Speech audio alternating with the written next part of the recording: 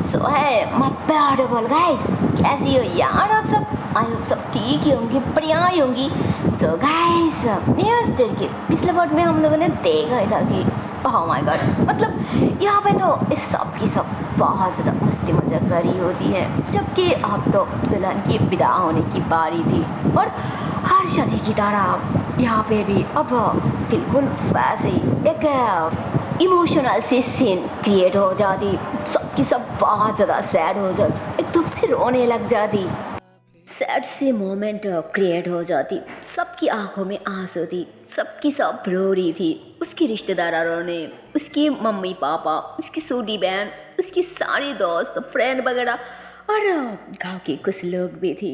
और फिर सबसे मिलने के बाद अपने फ्रेंड्स से मिलती, जहाँ पे हम देखते हैं कि वो तीनों फ्रेंड्स एक दूसरे को हक कर के रोने लग जाती। फिर उसकी वो जो फ्रेंड था ना, वो उसे कहती, देख कुछ भी हो जाए पर तू हमेशा मेरे साथ कॉन्टैक्ट रखना, और कुछ भी हो जाए सारी बात मुझसे शेयर करना। और हाँ, जब भी तू शहर में आएगी ना, वादा कर कि मुझसे मिली बगैर तू कहीं नहीं जाएगी। जिसपे अब प्रीतिका इस बात को लेके भी थोड़ा हंसी मजाक करती, फिर वो तीनों की तरह हंसने लग जाती कि यार तू ना कभी नहीं सुधरेगी, इस मोमेंट में भी तुझे इतनी मजाक आ रहा है यार, तू भी ना। अच्छा ठीक है, मैं जा रही हूँ। तो फिर प्रीतिका सॉरी करती कि अच्छा ना बाबा ठीक है सॉरी, अरे फ्रेंड के बीच तो इतना मस्त मजाक चलती है ना। अच्छा अच्छा बाबा प्लीज माफ कर दे, मेरी प्यारी सी दोस्त। ये तो चश्मा कमाल की लग रही है। अरे मुझे तो लग रहा है तुझे देख के ना हमारे दुल्हा जी स्वागत के पहले ना फिदा हो जाए, फिर ना उसे और एडमिट करना पड़े। हाँ, तो कहते यार देख बहुत हो गया, अब बस भी करना।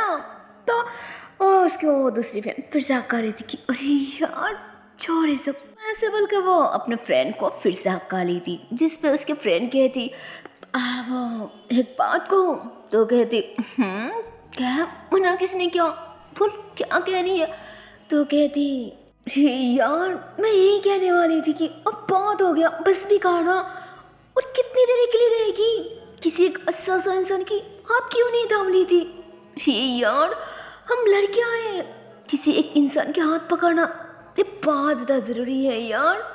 तो कहती ये बात तो बिल्कुल सच कहा मेरी दोस्त, पर एक अच्छा सा इंसान पहले मिल तो जाए फिर ना पकड़ो, और ये तो ऐसे जैसे किसी के हाथ पकड़ लूँ, अगर बाद में गलत निकला तो नहीं बाबा ना, मैं तो ऐसे किसी के हाथ नहीं पकड़ूंगी। अगर पहले कोई अच्छा सा दिल साफ वाला इंसान मिल जाए, थोड़ा केयरफुल इंसान मिल जाए, फिर ना हाथ पकड़ूं, और उस तक मैं वेट करूंगी। मेरी इतना जल्दी नहीं है तेरी तरह, समझी ना। और हाँ, इतने उतला मत हो, अगर चश्मे ऐसा कोई मुझे मिल जाए ना, तो सबसे पहले तुम दोनों को ही पता चलेगी, क्योंकि मेरे पेट में तो इतना बड़ा बात कभी हजम नहीं होगा ना तुम दोनों का बताने से पहले। और ये तो मेरी सांस ही ना अटक जाए। तो वो तीनों की तरह हंसने लग जाती कि हाँ अरे बात तो बिल्कुल सही कहा, क्योंकि तेरे अंदर तो कभी हजम ही नहीं होता ना। तो ऐसे ही सबकी सब हंसने लग जाती। तो इतने में ही वहाँ पे वो नया दुल्हा सब भी आ जाती है ना, और उन्होंने आती अपनी बीवी के पास खड़ी हो जाती कि अरे अरे अरे, हंसने से पहले मुझे भी तो पता चलनी चाहिए कि आखिर मेरी खूबसूरत सी बीवी की खास वो सैली के नाम क्या है। तो क्या बोलो यार, ये सुन के तो दुल्हन शर्मा आ जाती है, और वो शर्म की वजह अपनी सारी झुका ली थी। और दोनों के दोनों भी हैरान कि आया अभी से इतनी तारीफ कि मेरी खूबसूरत सी बीवी है, दिल आ गया उनकी बातों पे। तो कहती हाँ पर, तो ऐसे बोल के एक दूसरे की तरफ देखने लग जाती, फिर अपनी फ्रेंड्स की तरफ भी देखती। तो वो थोड़ा सा साड़ उठा के इशारा करती कि पहचान दे, आखिर तुम लोगों की नया चीजों जो है, तुम लोग सारी हो इनकी, तो पहचान तो देना ही पड़ेगा ना।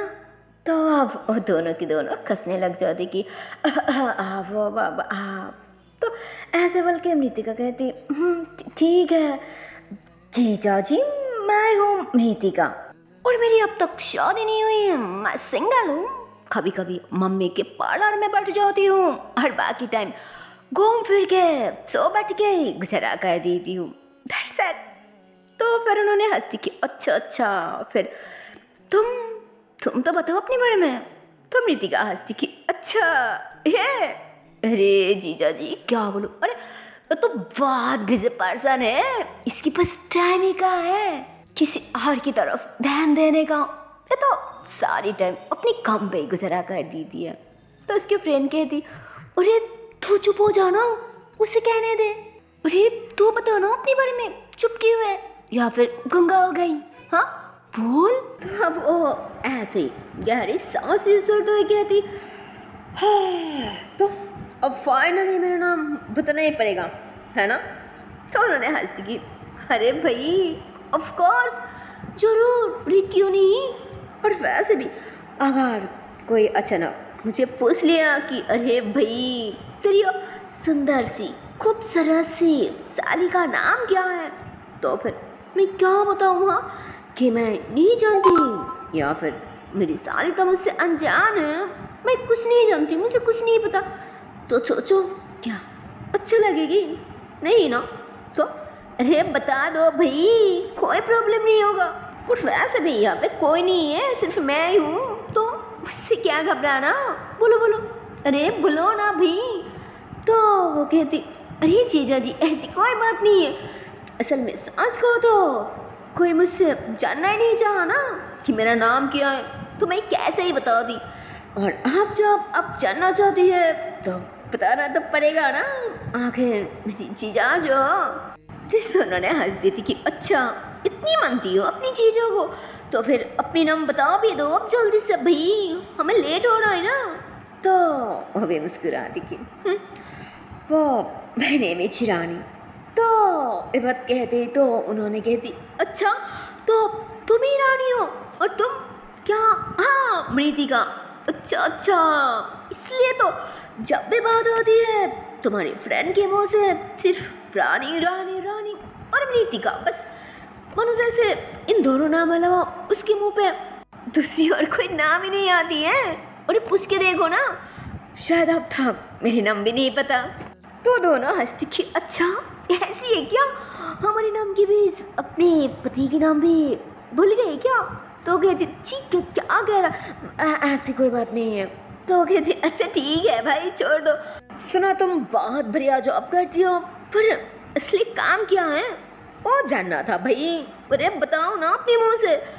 तो वो भी मुस्कुराती कि हाँ जी मैं, तो वो ऐसे बोल के जैसे ही अपने बारे में वो कहने वाली होती तो इतने में और सब दुल्हा को कोई बुलाने लग जाती, अरे बेटा आ जाओ ना, हमें लेट हो रहा है, देखो पता नहीं घर पहुँचने में कितनी देर लगेगी, अरे ऐसा भी हो सकती है कि जाते जाते सुबह हो गई, इसलिए कह रही हूँ बेटा जल्दी निकलो। तो वो लोग ऐसे ही बुलाने लग जाते और गाड़ी में बैठने लग जाते। तो इतने में मृतिका ऐसे हंसती थी कि क्या सुबह हो जाएगी, अरे यार तेरे लोग स्वागत कब मनाएंगे भाई। तो ऐसे बोलती थी है ना यार, क्या बोलूं, पर वो तो नोट ही नहीं करती यार कि उसकी बात सबकी सब सुन रहा है। तो इतने में उसकी फ्रेंड ने मतलब रानी उसके पैर में एक मार दी थी, क्या गिरी पागल है क्या, सब सुन रहा है। तो वो दुल्हा भी तो सुन लिया था ना, तो वो भी मुस्कुरा दी थी कि कमान साले का, अरे जागरात के लिए सिर्फ एक रात ही काफ़ी होना जरूरी है क्या, अरे अगर दिल चाहे ना तब तो हम हर रात मना सकती हूँ, तुम बेफिक्र रहो। तो क्या बोलो यार, अब तो अपनी जीजू की बात सुन के मृतिका भी बहुत ज़्यादा शर्मा जाती, क्योंकि उसे लगा ही नहीं था यार कि सब सुन लेगी, तो शर्म के मारे अपनी साड़ी झुका ली थी।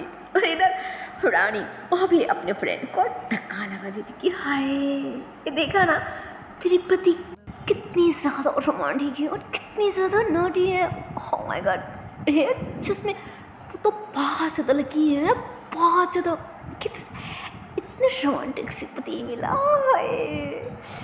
बचा गया। तो उसकी फ्रेंड कहती देख अगर इसकी आगे तोरा और बोला ना तो मुझसे कोई नहीं होगा, क्या लगा रखा, हाँ पागल कहेगी। तो उसकी मौसी कहती अरे बेटा अगर सारी फ्रेंड से मिल लिया तो इधर आ जाओ, अपनी मम्मा से फिर से और एक बार मिल लो, उन्होंने बहुत ज़्यादा सैड है। तो अभी कहती हाँ मासी आ रही हूँ, तो जाने लगती, पर इतने में रुक जाती कि हाँ वो शॉप देख रही हूँ, पर वो पुत्तू कहाँ गई। तो वो दोनों इधर उधर देखती और फिर कहती हाँ लगता है अभी तक अपनी गर्लफ्रेंड की यादों में खोई है, उसके जाने की दुख मना रहा है।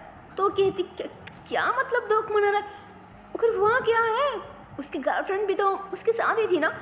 तो दोनों ऐसे अपनी आंखों से इशारा करती कि उससे कुछ पता नहीं, कोई ज़रूरत नहीं है, ऐसे ही अपनी ससुराल जा रहा है, पता नहीं क्या सोचेगी, कौन सी गड़बड़ हो जाएगी। तो मृतिका भी कहती ठीक है, और फिर कहती अरे कुछ नहीं हुआ, और शायद अपने गर्लफ्रेंड के साथ उधर समझ रही है ना। तो कहती हाँ हाँ तुम लोग तो कुछ करोगे नहीं, अगर किसी और किस करे तो भी तुम लोगों को ना वो आ नहीं जाता। क्या बोलो, आओ मम्मा से मिल के आती हूँ। अरे आओ ना, क्या रानी मृतिका, अरे तो भी आना प्लीज़। तो अब वो दोनों कहती ठीक है चल। और माना तो अब ऐसे फिर से वो दुल्हन अपनी मम्मा पापा के पास हो जाती है ना, तो फिर से एकदम से सैड हो जाती और फिर से रोने लग जाती है ना, अपनी मम्मा को हक करके, अपनी पापा से हक करके, मतलब बहुत ज़्यादा रो रही थी। उसकी मम्मा पापा भी रो रही थी और उसकी सूरी बहन भी फिर से आती, वो भी रो रही थी। और अब तो सारे मेहमान वगैरह वो अपने अपने घर में बैठ चुकी थी। अब इन दोनों को जाने की बारी थी, मतलब बाहर सिर्फ एक दोनों ही दुल्हा और दुल्हन थी और कोई भी नहीं था, सब गाड़ी के अंदर जा चुकी थी। इधर वो दुल्हन तो अभी भी अपनी मम्मा को पकड़ के रो रही थी, वो जाना ही नहीं चाह रही थी। और इधर दुल्हन की जो पापा था ना, उन्होंने बार बार बुला रही थी कि बेटा क्या करी हो, जल्दी आओ ना, बहुत लेट हो जाएगी हमें घर पहुंचने में, उधर घर पे तुम्हारी मम्मा भी वेट कर रहा है, आ जाओ जल्दी से। तो दुल्हन के हाथ पकड़ती कि अब जाना होगा चलो। तो अब वो रोते हुए तो मानो एकदम से अपने हस्बैंड के हाथ ही झटकती थी कि नहीं मुझे नहीं जाना, अपनी मम्मी पापा को छोड़ के मुझे नहीं जाना। तो उसके पापा समझाने लगते कि बेटा ये क्या करी है, ये तुम्हारे पति है, ये बहुत अच्छा लड़का है, और अभी से इसकी हार बात मानोगी, और अभी से यहाँ तुम्हारा जगह नहीं है, ये तुम्हारी घर नहीं है, ये जहाँ पे तुम्हें लेके जाएगी ना वही तुम्हारी असली ठिकाना है, वही तुम्हारा घर है। हाँ ये भी तुम्हारा घर है, पर सबसे ज़्यादा तुम्हारा अपना उस घर है, ये है तुम्हारे पति। तो आप अपने पापा को हका लेते और फिर से रोने लग जाती। तो उन्होंने समझा कि बेटा प्लीज़ मत रो, अरे इतनी ज़्यादा रोएगी तो तबीयत खराब हो जाएगी ना, प्लीज़ बेटा मत रो। तो उसकी जो मौसी था ना, उन्होंने उसकी फ्रेंड को इशारा कर दी कि वो ऐसे नहीं मानेगी, अरे तुम लोग समझाओ ना, तुम लोग जाके उसे घड़ी में उठा दो, और नहीं तो ये कभी नहीं मानेगी, जाओ। तब मृतिका और वो जो रानी था ना, वो दोनों आके उसे अपने पापा से सुरा दी। तब वो दोनों भी अपने फ्रेंड को समझाती कि अरे पागल इतनी रो क्यों रही है, शादी हो गई इसकी मतलब ये नहीं तू पढ़ाया हो गई, अरे तो आएगी ना यहाँ पे अपनी मम्मी पापा से मिलने, अपनी बहन से मिलने, और यहाँ पे तो तेरी कितनी रिश्तेदार वगैरह भी हैं, सबसे मिलने आएगी, इसमें रोने वाली क्या बात है। हाँ प्लीज़ रो मत। और वैसे भी तेरी ये जो पति है ना, ये बहुत अच्छा लड़का है, मुझे नहीं लगता कि अगर तू अपनी मम्मा पापी से मिलना चाहती है ये तुझे यहाँ आने से रुकेगी, ये तो कभी नहीं रुकेगी, है ना जीजू, वादा कीजिए जब भी ये यहाँ आना चाहेगी अब आने के लिए परमिशन दे दोगी, बोलो। तो वो हाँ कर दी थी कि हाँ पक्का, मैं कभी नहीं रुकूंगी, ये जब चाहे तब आ सकती है, हाँ मैं अभी तो मैं वादा कर रही हूँ, मैं कभी नहीं रुकूंगी, कभी नहीं, पक्का। तो अब और रानी भी खुश हो जाती कि देखा मुझे पहले ही पता था कि इन्होंने कभी नहीं मना करेगी। तो अब तो तेरी टेंशन दूर हो गया ना, मम्मी शक्लें ख़त्म कर, अरे रोना भी बंद कर। तो इतने में मृतिका कहती हाँ भाई रोना भी बंद कर, और ये जो सांसों में शिकप क्या है ना, ये तो तेरी वो सागरात होने से पहले एकदम से ढल जाएगी पागल, इसलिए कह रही हूँ चुप हो जा। तो मतलब क्या बोलो यार, मतलब बात बात में बस ऐसे बात कह दी थी है ना, जिस पे सब की सब एकदम से हंसने लग जाती। तो अभी रानी भी हंस दी थी और वो भी यार तुम कभी नहीं सुधरेंगी, अरे इससे अच्छा तो कि मैं ये तो चली ही जाऊँ। हाँ तो ऐसे बोल के गुस्से में घर के अंदर खुद ही जाकर बैठने वाली होती, पर इतने में रानी उसे पकड़ ली थी और उसे कस के कर ली थी कि यार नया घर जा रही है, वहाँ जाके ऐसे बात बात पे गुस्सा तो मत किया कर, और अगर बात बात पे इस तरह से गुस्सा करेगी फिर तुझे कौन मनाएगी, तुझे मनाने के लिए वहाँ कोई नहीं रहेगी। सुना तेरी पति भी घर पे ज़्यादा नहीं रहती है, नौकरी के लिए काफ़ी दूर रहती है, इसलिए कह रही हूँ संभाल के रहना और अपना ध्यान रखना, और गुस्सा थोड़ा काम कर लेना। तो मुँह बुला के कहती हाँ ठीक है, पर ये बोलो क्या तुम दोनों अभी चले जाओगी या फिर कल? तो रानी कहती अभी नहीं कह सकती, पहले अंकल आंटी से बात करके देखती हूँ उन्होंने परमिशन देती है कि नहीं, और अगर परमिशन मिलती है तो अभी चले जाऊँगी। तुम लोगों की गाड़ी निकालने के पीछे पीछे हम भी निकल जाएंगे, और अगर नहीं होता फिर हम कल सुबह चले जाएंगे, ठीक है? पर हाँ क्या कहा, संभाल के रहना और अपना ध्यान रखना, और अगर हो सके तो अपनी पति का भी ध्यान रखना, समझी ना? तो कहती यार ठीक है बाय। तो ऐसे बोल के फिर से अंदर जाकर बैठ जाती और वो फिर से रोना स्टार्ट कर देती यहाँ से जाने की गम में। उसे बहुत बुरा लग रहा था, उसे बिल्कुल अच्छा नहीं लग रहा था यहाँ से जाने के बारे में सोच सोच के। और इधर वो जो दूल्हा था ना वो भी सबसे मिलती, अपनी ससुर से, रिश्तेदार वालों से, उसके फ्रेंड्स वगैरह से, और फिर वो जो रानी था ना वो उसे अच्छे से कुछ समझा दी थी, मतलब अपने फ्रेंड के बारे में बता देती कि उसकी क्या पसंद है, कौन सी चीज़ उसे बुरा लगती है, मतलब उसके बारे में कुछ बता दी थी, जिससे उसकी पति बहुत ज़्यादा खुश हो जाती कि थैंक यू सो मच मुझे इस सीक्रेट बताने के लिए। तो फिर उन्होंने सबको बाय करती, कुछ लोगों से हैंडशेक करती और फिर घर में जाके बैठ जाती। और इतने में ही वह जो उसकी कजिन सा लड़का था ना, वो जो पगला सा लड़का था, वो भाग के आके और पता नहीं क्या रीतिका के हाथ में ऐसे दी थी और फिर फौरन जाके अपनी घर में बैठ जाती। और इतने में सारी गाड़ी स्टार्ट हो जाती, एक एक करके वहाँ से सब की सब निकाल जाती। इधर उसके फ्रेंड घर के अंदर बैठे बैठ के बहुत ज़्यादा रो रही थी और उसकी पति उसे समझा रही थी, उसे मनाने लग जाती।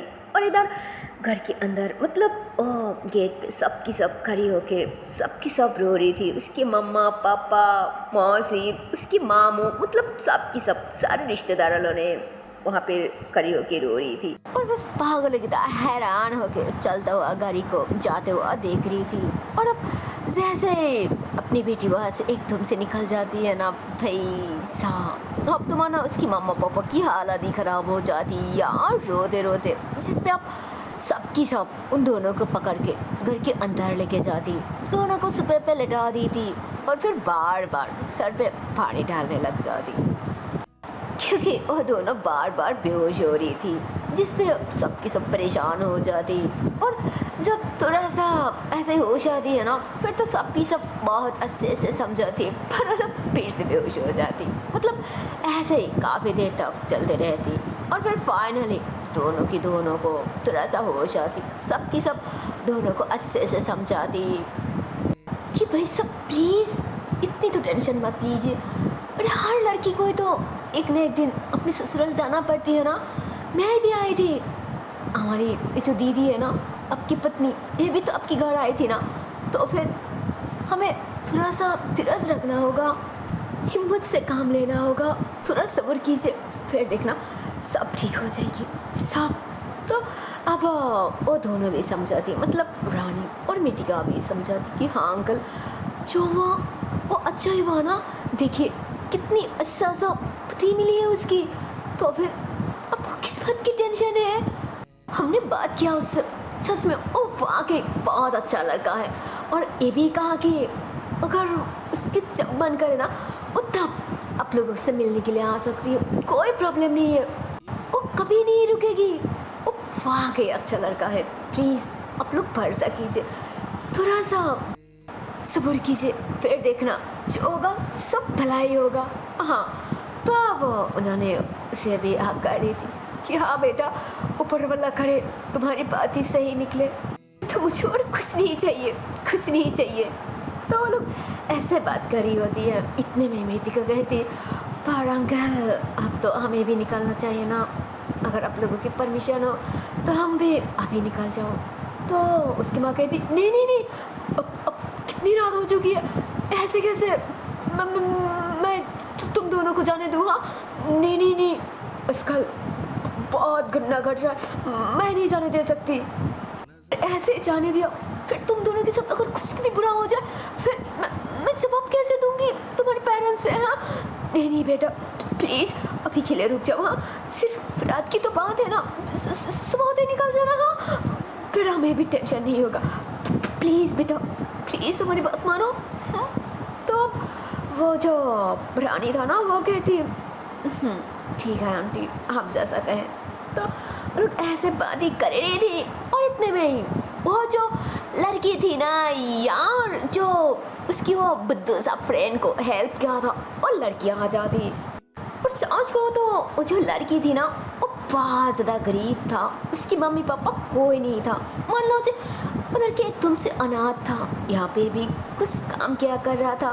तो वो जाने वाली होती और यहाँ पे आई थी ना उन लोगों से परमिशन लेने के लिए कि माँ जी क्या मैं अब जा सकती हूँ? तो उन्होंने कहती, हाँ ठीक है, पर ये बता खाना खाया ना?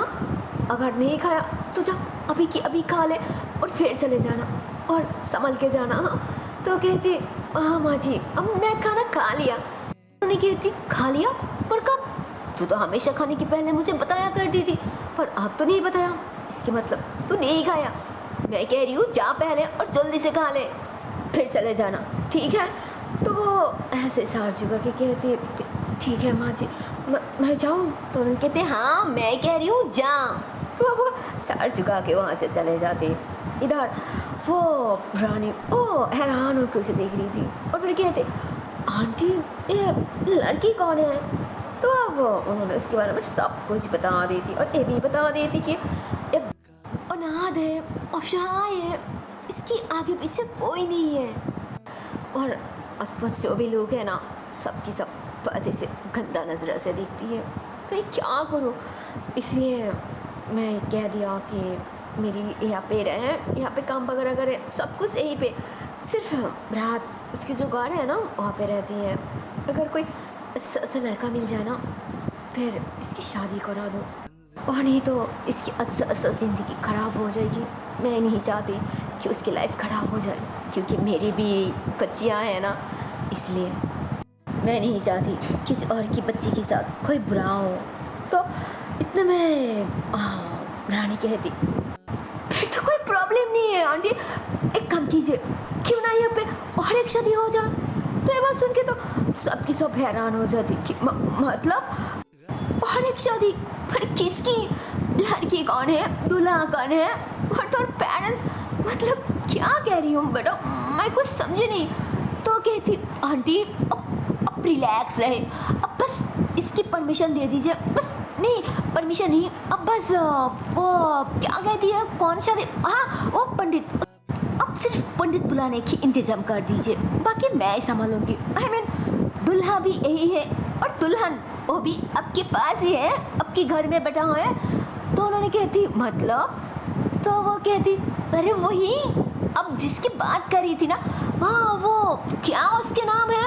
तो वो कहती, हाँ वो छाया जो यहाँ पे काम करती है। तो कहती, अच्छा तो उसका नाम छाया है, कोई ना, हाँ वही छाया, उसकी शादी होगी वो भी हमारे फ्रेंड के साथ, वो भी अभी और इसी वक्त। तो उन्होंने घबराने लगती, क्या कह रही हो बेटा?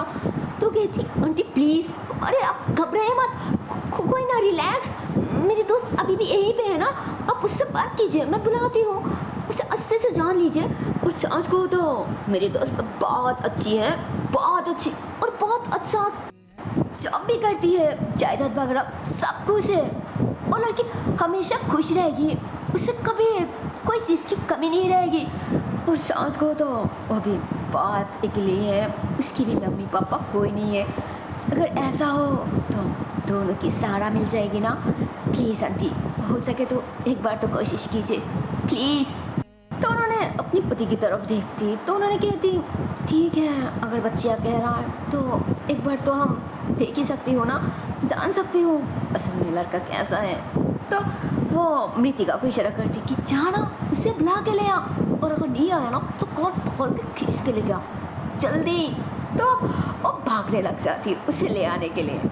तो क्या बोलो यार, मृतिका जाके देखती कि अरे यार ये तो बीबी बिल्कुल वैसे बैठी है मानो जैसे वो तो अपनी गर्लफ्रेंड की दुख में, उसके जाने की गम में वो एकदम से मानो देवदास बन चुकी थी यार।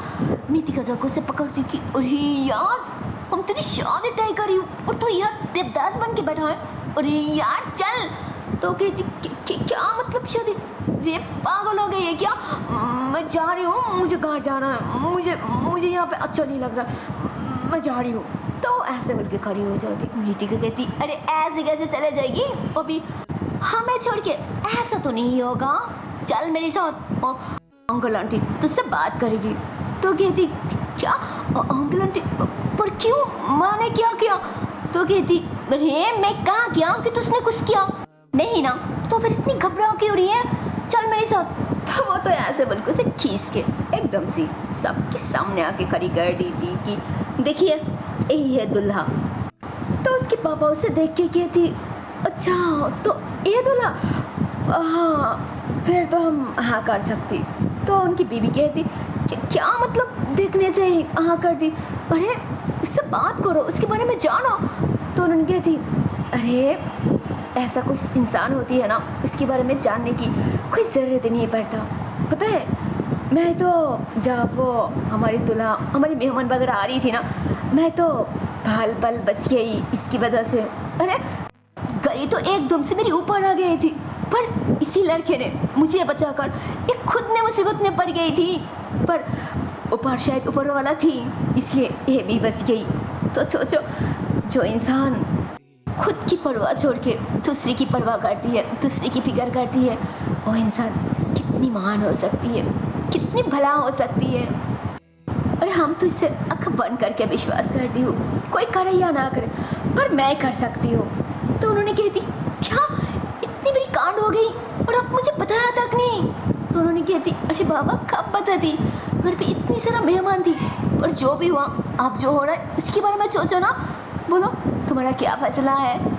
तो उन्होंने कहती मेरा कोई फैसला नहीं है, आप जो कहेगी वही होगा, पर हाँ इसमें उसकी भी तो बात सुनना पड़ेगा ना, अगर वो नहीं चाहती तो फिर हमारे कहने पे तो कुछ नहीं होगा, उसकी भी तो बात सुननी चाहिए ना कि वो क्या चाहती है।